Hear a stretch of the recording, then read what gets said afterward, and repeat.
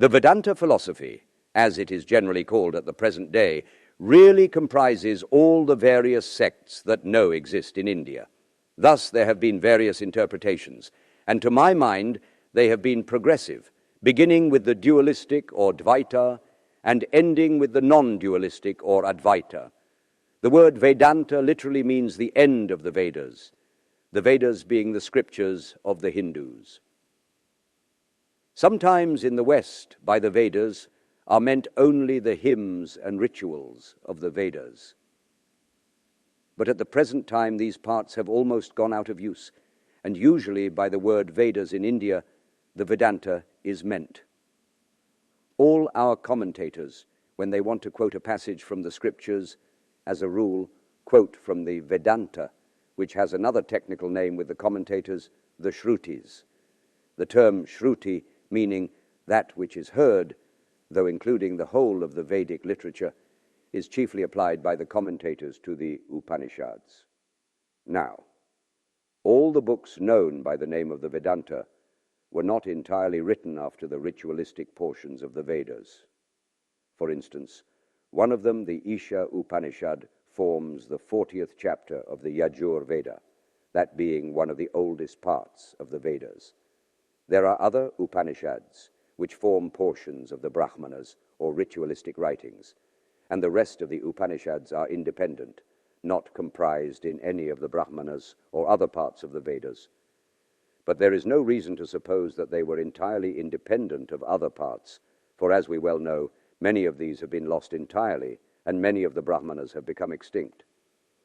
So it is quite possible that the independent Upanishads belonged to some Brahmanas, which in course of time fell into disuse, while the Upanishads remained. These Upanishads are also called forest books, or Aranyakas.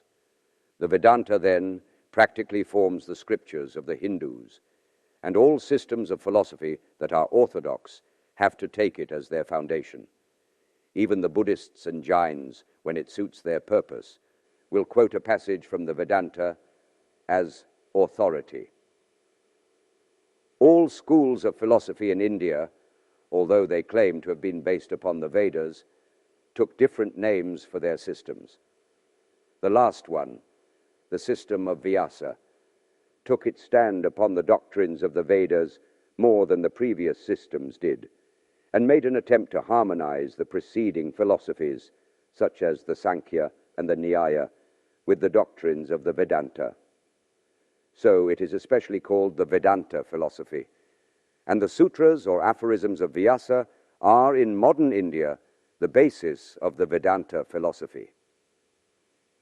Again, these sutras of Vyasa have been variously explained by different commentators. In general, there are three sorts of commentators in India now. From their interpretations have arisen three systems of philosophy and sects.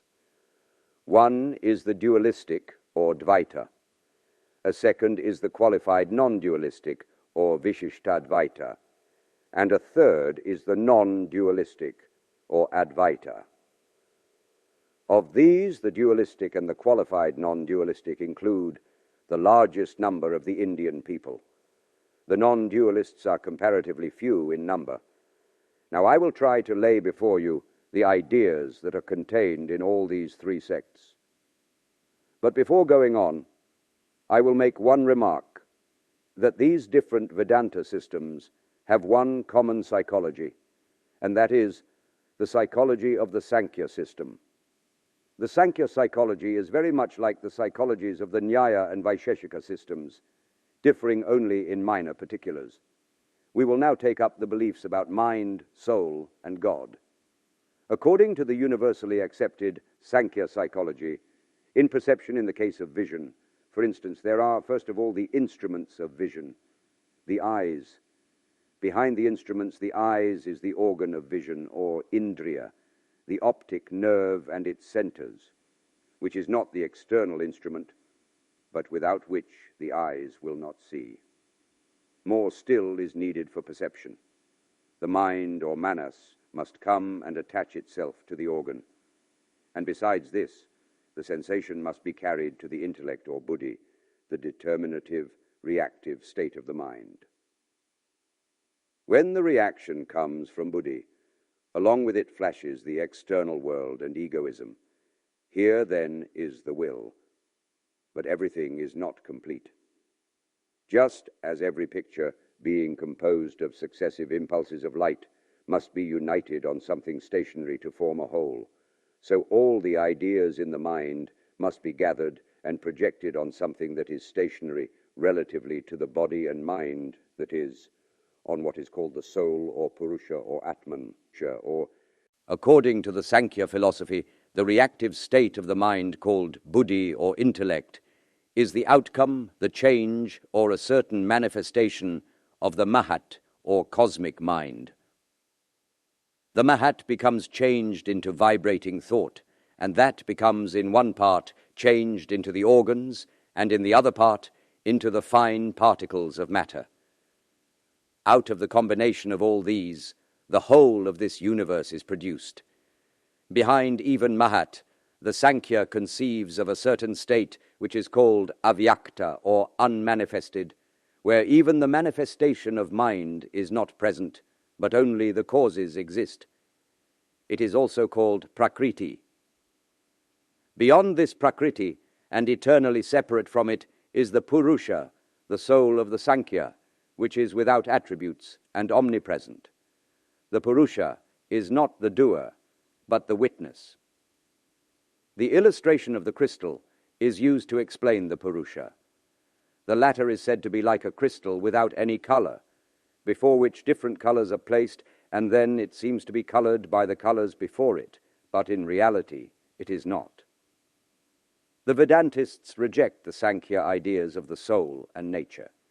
They claim that between them there is a huge gulf to be bridged over. On the one hand, the Sankhya system comes to nature, and then at once it has to jump over to the other side and come to the soul, which is entirely separate from nature.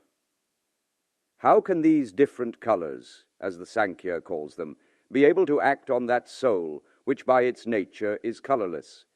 So the Vedantists from the very first affirm that this soul and this nature are one. Even the dualistic Vedantists admit that the Atman or God is not only the efficient cause of this universe, but also the material cause. But they only say so in so many words. They do not really mean it, for they try to escape from their conclusions in this way. They say there are three existences in this universe: God, soul, and nature.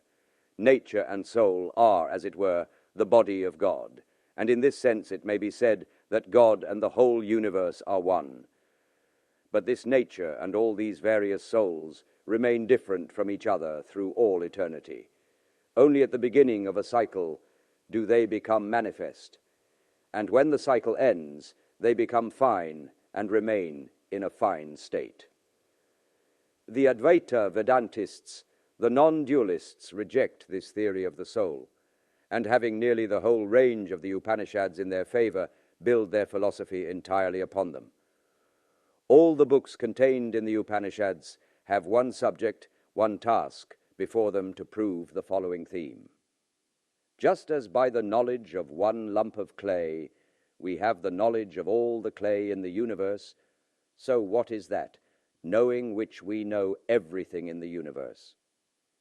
The idea of the Advaitists is to generalize the whole universe into one, that something which is really the whole of this universe, and they claim that this whole universe is one, that it is one, being manifesting itself in all these various forms. They admit that what the Sankhya calls nature exists, but say that nature is God. It is this being, the Sat, which has become converted into all this, the universe, man, soul, and everything that exists.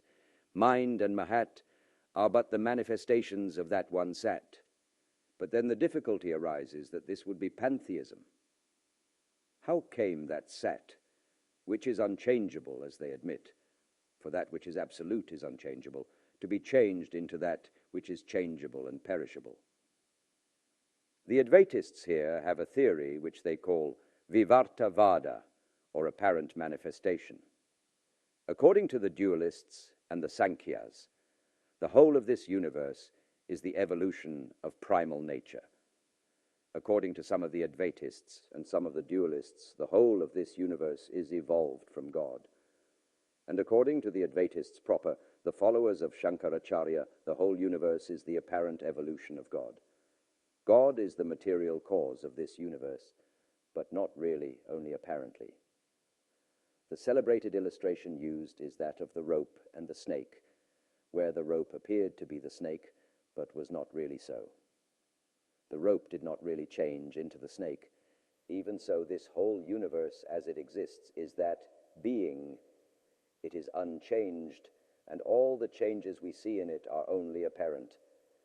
These changes are caused by desha, kala, and nimitta, space, time, and causation, or according to a higher psychological generalization, by nama and rupa, name and form. It is by name and form that one thing is differentiated from another. The name and form alone cause the difference. In reality, they are one and the same. Again, it is not, the Vedantists say, that there is something as phenomenon and something as noumenon. The rope is changed into the snake apparently only, and when the delusion ceases, the snake vanishes. When one is in ignorance, he sees the phenomenon and does not see God.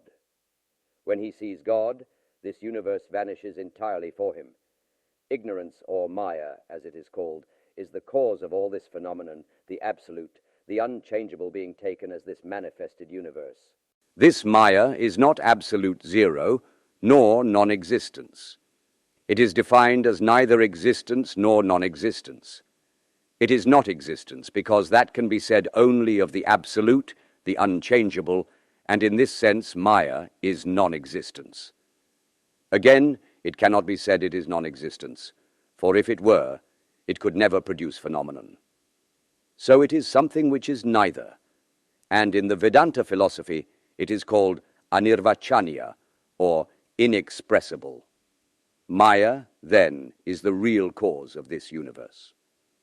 Maya gives the name and form to what Brahman or God gives the material, and the latter seems to have been transformed into all this. The Advaitists, then, have no place for the individual soul. They say individual souls are created by Maya. In reality, they cannot exist. If there were only one existence throughout, how could it be that I am one, and you are one, and so forth?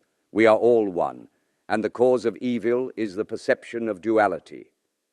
As soon as I begin to feel that I am separate from this universe, then first comes fear, and then comes misery. Where one hears another, one sees another, that is small. Where one does not see another, where one does not hear another, that is the greatest, that is God. In that greatest is perfect happiness. In small things, there is no happiness. According to the Advaita philosophy, then, this differentiation of matter, these phenomena are, as it were for a time, hiding the real nature of man. But the latter really has not been changed at all. In the lowest worm, as well as in the highest human being, the same divine nature is present. The worm form is the lower form in which the divinity has been more overshadowed by Maya.